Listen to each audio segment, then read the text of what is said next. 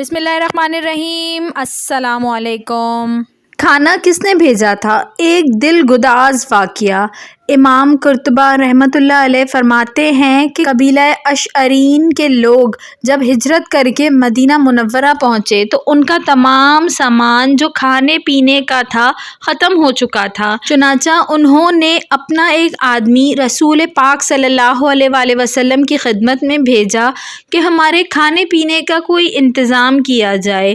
وہ آدمی جب رسول صلی اللہ علیہ وآلہ وسلم کے گھر کے دروازے پہ پہنچا تو رسول اللہ صلی اللہ علیہ وآلہ وسلم کی آواز آ رہی تھی جو قرآن پاک کی تلاوت کر رہے تھے۔ وہ آیت سنتے ہی ان کے دل میں خیال آیا کہ جب اللہ تعالیٰ نے ہر ایک کے رزق کا ذمہ لیا ہے تو پھر ہم تو انسان ہیں، جانوروں سے گئے گزرے نہیں، تو ضرور ہمارے لیے رزق کا بندوبست کرے گا۔ وہ وہیں سے واپس آ گیا اور رسول اللہ صلی اللہ علیہ وآلہ وسلم کو کچھ نہیں بتایا۔ ساتھیوں کے پاس پہنچا تو سب کو بلند آواز سے کہا، ساتھیوں خوش ہو جاؤ، اللہ کی مدد آنے والی ہے۔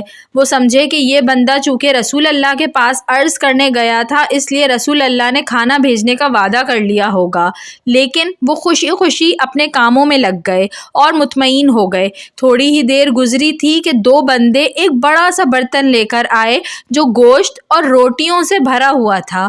وہ دو بندے کھانا دے کر چلے گئے۔ سب نے شکم سیر ہو کر خوب کھایا، لیکن اب بھی کافی سارا کھانا بچ گیا تھا۔ انہوں نے سوچا کہ یہ بچا ہوا کھانا رسول اللہ صلی اللہ علیہ وآلہ وسلم کی خدمت میں واپس بھیج دیں تاکہ بوقت ضرورت استعمال ہو سکے۔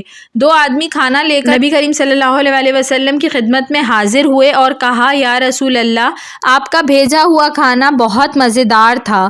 رسول صلی اللہ علیہ وآلہ وسلم نے جب سنا تو فرمایا کہ میں نے تو کوئی کھانا نہیں بھیجا تھا۔ ایک بندے نے کہا، یا رسول اللہ، ہم بہت بھوکے تھے، ہم نے بھوک کی حالت میں آپ کی طرف اپنا بندہ بھیجا تھا کہ ہمیں تھوڑا کھانا عنایت فرمائیں۔ اتنے میں وہ بندہ بھی آیا۔ اس نے کہا، یا رسول اللہ، جب میں آیا تو آپ قرآن پاک کی تلاوت فرما رہے تھے، لہٰذا میں نے سوچا کہ جو ذات جانوروں کے ذکر ذمہ داری اٹھا رہی ہے وہ ذات ہماری بھی ذمہ دار ہے، اس لیے میں آپ کو کچھ بتائے بغیر چلا گیا۔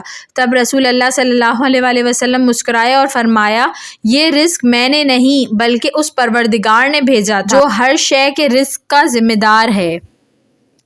ویڈیو پسند آئی ہو تو اس کو ضرور لائک کریے گا، اور ایسی مزید اچھی ویڈیوز دیکھنے کے لیے میرے چینل اردو کہانی گھر کو سبسکرائب کر لیجئے۔ Thanks for watching. اللہ حافظ۔